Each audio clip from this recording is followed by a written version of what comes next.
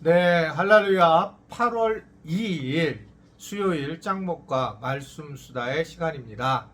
뭐 다 아시겠지만 제가 이 말씀 수다 영상을 하루하루 찍는 게 아니고 일주일로 이렇게 묶어서 찍습니다.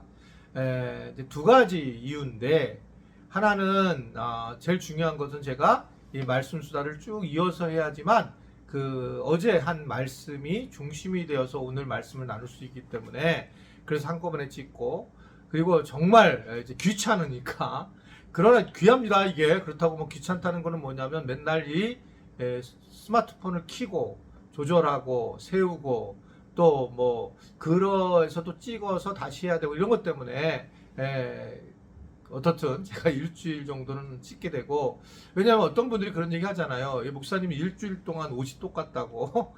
그래서 옷이 똑같습니다. 이제 모른 채 하고 말씀스타를 참여해 주시면 좋겠습니다. 네, 오늘 우리 주신 하나님의 말씀은 사무엘하 23장 1절부터 7절의 말씀입니다. 하나님 말씀을 보시겠습니다. 사무엘하 23장. 이는 다윗의 마지막 말이라. 이새의 아들 다윗이 말하며, 높이 세워진 자, 야곱의 하나님께로부터 기름 부음 받은 자, 이스라엘의 노래 잘하는 자가 말하노라. 여호와의 영이 나를 통하여 말씀하시며 그의 말씀이 내 혀에 있도다. 이스라엘의 하나님이 말씀하시며 이스라엘의 반석이 내게 이르시기를, 사람을 공의로 다스리는 자, 하나님을 경외함으로 다스리는 자여. 그는 돋는 해의 아침빛 같고 구름 없는 아침 같고 비 내린 후에 광선으로 땅에서 우미 돋는 새풀 같으니라 하시도다. 내 집이 하나님 앞에 이같지 아니하냐. 하나님이 나와 더불어 영원한 언약을 세우사 만사에 구비하고 견고하게 하셨으니 나의 모든 구원과 나의 모든 소원을 어찌 이루지 아니하시랴. 그러나 사악한 자는 다 내버려질 가시나무 같으니 이는 손으로 잡을 수 없음이로다. 그것들을 만지는 자는 철과 창자루를 가져야 하리니 그것들이 당장에 불살리리로다 하니라. 네, 오늘 말씀의 1절을 보면 이는 다윗의 마지막 말이라 라고 하면서 이 다윗이 점점 마지막이 된다라고 하는 부분을 이야기를 하고 있죠. 다윗이 마지막 말을 하게 되었고, 그리고 점점 그는 이제 하나님 나라로 돌아갈 날이 다가왔는데, 이 다윗이 어떤 생각을 했을까? 사실 다윗의 출발점 자체가 그는 말지였죠. 그래서 왕이 될 수 없는 사람이었었습니다. 그런데 하나님께서 그를 기름 부음 주셨고, 그리고 결국 자기가 여러 가지 환난을 겪고 난 다음에 쓴 것들이 찬양이 예배의 가사로서 많이 남게 되는, 찬양으로 많이 남게 되는 그런 상황이었다라고 하는 걸 볼 수 있습니다. 다윗이 어떤 생각을 주로 했을까요? 오늘 쭉 말씀을 보게 되면 2절에 이런 얘기를 해요. 여호와의 영이 나를 통하여 말씀하시며 그의 말씀이 내 혀에 있도다 라고 하면서, 이 얘기는 그가 한 일이 참 많았고 그가 이룬 것들이 굉장히 많았죠. 일단 영토를 가장 넓게 했고, 그리고 또 수많은 예배들을 회복시키는 엄청난 일을 하게 되었는데, 오늘 2절에 이게 상당히 우리에게 많은 의미를 이 다윗의 이 말이 준다고 생각을 해요. 그것은 뭐냐 하면 여호와의 영이 나를 통하여 말씀하셨다라는 고백입니다. 이 얘기는 자기가 한 것이 아니라 하나님의 영이, 성령이 나에게 임해서 드러났다라는 것을 얘기를 해요. 우리가 성령이라는 것이 너무 중요하다 예수님이 말씀하셨어요. 그래서 우리는 성령을 늘 기억하고 살아야 되고 성령이 나를 지배해야 된다는 겁니다. 우리가 주님이 하셨습니다라는 고백도 성령이 내게 임하셔서 내가 예수님을 믿고 하나님의 일을 하게 되었다, 이런 고백이 다 들어간 거죠. 그래서 이제 이 성령이라는 이 단어, 주의 영이 내게 임했다라는 것은 내 삶을 하나님께서 인도하셨다라고 하는 고백이고, 내 입술을 하나님께서 고백하셨다라고 하는 다윗의 고백입니다. 그것은 이건 뭘 얘기하고 있냐면 철저하게 그는 순종하는 마음의 모습, 겸손한 모습을 드러내고 있다라고 하는 겁니다.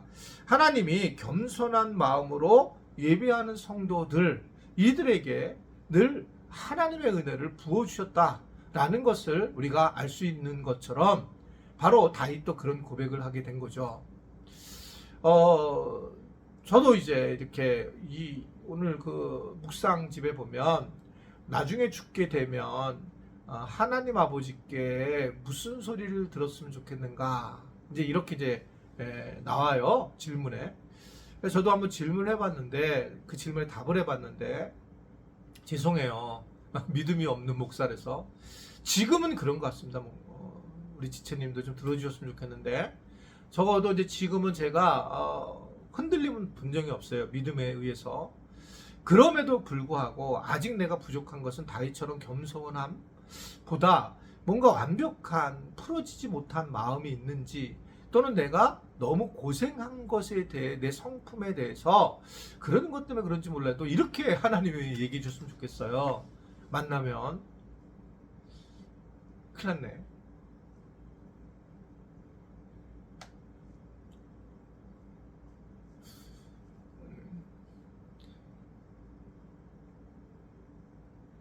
죄송하네요.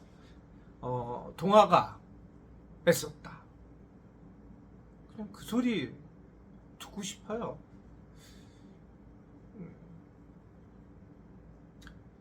뭐 지금 뭐 힘든 일이 있는 게 아니고, 목사로서 삶을 살아왔는데, 그렇다고 해서 뭐 다른 사람보다 더 고생한 것도 없는데, 제 자신이 그랬으면 좋겠다라고 그냥 생각이 들어요. 그러니까 하나님, 너무 하나님이 하셔서 이 일을 하셔서 내가 기쁨입니다, 뭐 이렇게 얘기하는 게 너무 당연한 건데, 그냥 내가 하나님 만나면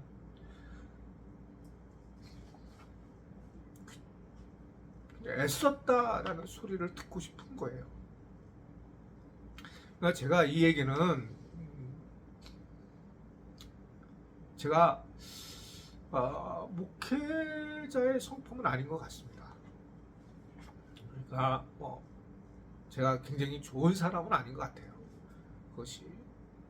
그래서 뭐 믿음도 굉장히 좋았던 사람도 아니었고, 근데 어떻든 이 목회하는 과정을 겪으면서 여러 가지 많은 것들을 알기 시작을 했고, 또 믿음도 훨 자랐고, 성품도 좋아졌어요, 개인적으로 제가 봐도. 그러니까 어떻든 이런 제 마음을 갖는 것에서 하나님 앞에 죄스러운 마음이 있어서 눈물이 나는 것 같아요. 이거 지워버릴 수도 있어요, 이거. 갑자기 눈물이 터져가지고 예수님을 생각해야 해서 눈물이 나야 하는데, 그냥 현재는 지금 그런 마음이라서 오늘 솔직하게 말씀 수다니까 이야기를 나누게 되었습니다. 다윗 참 부러운 분이에요. 여호와 영이 나를 통하여 말씀했다. 그의 말씀이 내 혀에 있도다. 자기 존재는 없고 하나님의 영이 함께하는 그런 고백을 하는 겁니다. 저도 이런 다윗처럼 고백이, 정말 진심된 고백이 나왔으면 좋겠다라는 생각을 하게 됩니다.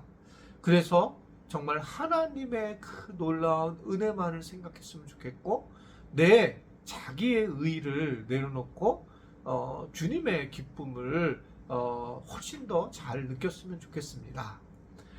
오늘 제가 제 고백을 좀 많이 했는데, 저를 위해서 기도해 주시면 좋겠어요. 제가 지금 아무 문제 없어요.